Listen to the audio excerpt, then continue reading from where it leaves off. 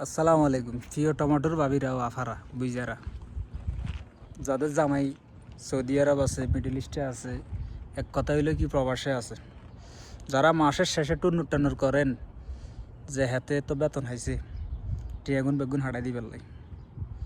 আপনি কি হেতার মনের খবর একটা বার লোন নেই? হাতে কত রকম পরিস্থিতি স্বীকার করি এই জায়গার মধ্যে আছে। হেতার আর নাই কামা, নাই কাম গাছ, ঠিক আছে নি? তারপরে রুম ভাড়া দিতে পারে না, পকেটে পয়সা নেই। আর আপনি মাস শেষে হেরে ফেন দিতেছেন। বেড়া রাইতরে আপনার ফোনে কথা কই হিয়ার আর বাথরুমে যা 2 ঘন্টা কাঁদে।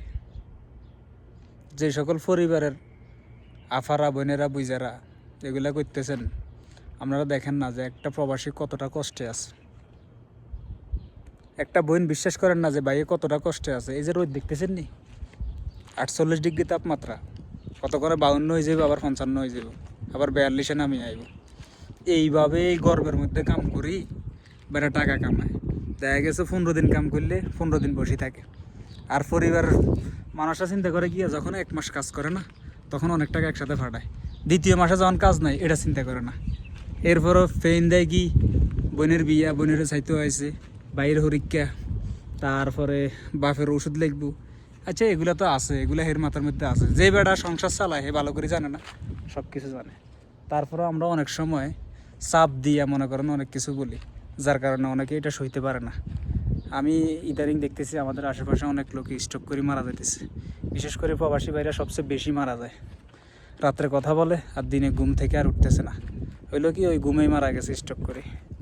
তো আমি সবাইকে রিকোয়েস্টটা করব, আপনারা বলবেন ফ্যামিলি ফিকির আসলে সবারই আছে, সবাই চিন্তা করে, সবাই আসছে ফ্যামিলির জন্য। এখানে আমরা একটা কিছু আসলে মাথায় রাখি না, যে লোকটা প্রবাসে আছে সে আসলে কিন্তু একাই আছে, তার এখানে কেউ নেই। আপনি দেশে থাকলে চাইলে কিন্তু একটা যে কোনো মানুষ থেকে ধার দেনা নিতে পারেন, লইতে পারেন, দিতে পারেন, ঠিক আছে? এইখানে আপনারা কেউ 5 টাকাও দেয় না। আর যদিও দেয়, যে সকল কথা কইব জানেন, কইব কি কইব, তুমি বেতন পাইছো না, বেতন পাই সব টাকা ভাড়াই দিছো দেশে, হ্যাঁ নিজে খাইবে না, লইবে না, নিজেরলে টাকা রাখো না। কিন্তু আসলে অনেকে পরিস্থিতির শিকার হয়ে দেখা গেছে নিজের খানার টাকাও পার করে দেয়। চিন্তা করে মাস শেষ টাকা আসবো তারপরে দিয়ে দেবো, দেখা গেছে বেতনও পাই নাই, 2 মাসের 3 মাসের বেতন আটকে গেছে কারো। তো কী করবো ওই সময়টায়?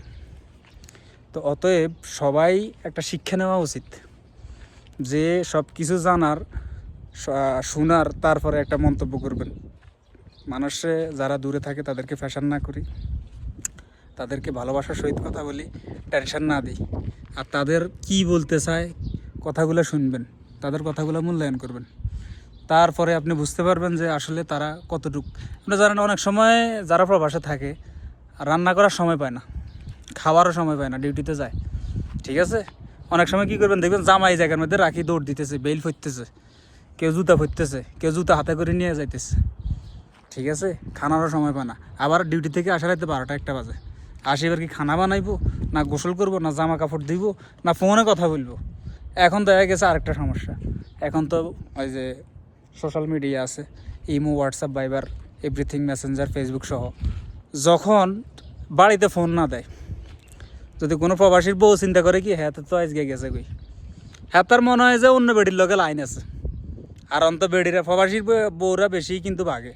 আবার হেতে চিন্তা করে কি হেতি তো ফোন ধরে না, গিয়ে কাম সারছে, অন্য বেটার লগে মারতেছে, নাম্বার বিজি দেখাইতেছে না, হেতে গেছে কই অন্য বেটার লগে। তো আসলে আমরা এইসবগুলো থেকে বিরত থাকাই উচিত আমি মনে করি। আর কেউ কাউরে অবিশ্বাস করাটাই বোকামে। কোনো কিছু হইলে স্বইচ্ছায় মিটমাট করাটা সবচেয়ে বেটার। তো ঠিক আছে, সবাই সুস্থ থাকবেন, ভালো থাকবেন, সবাই সবার জন্য দোয়া করবেন।